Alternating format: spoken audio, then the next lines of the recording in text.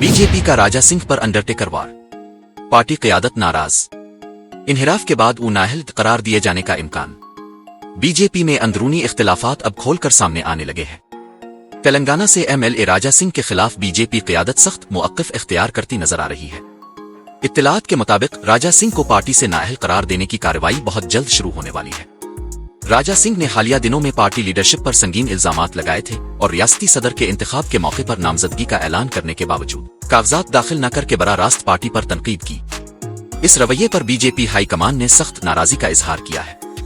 Party discipline की खिलाफ वर्जी करने वाले को हरगिज मुआफ नहीं किया जाएगा, बीजेपी ज़राए। मजीद इत्तलात के मुताबिक रियासती बीजेपी क़यादत ने स्पीकर को खत लिखने का फैसला किया है, जिसमें राजा सिंह को एमएलए के ओहदे से नाअहल करार देने की सिफारिश की जाएगी।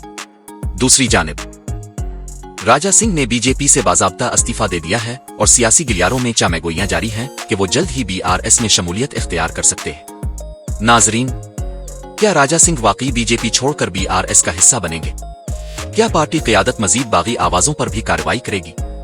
जानिए इस खबर की हर ताज़ा अपडेट हमारे साथ।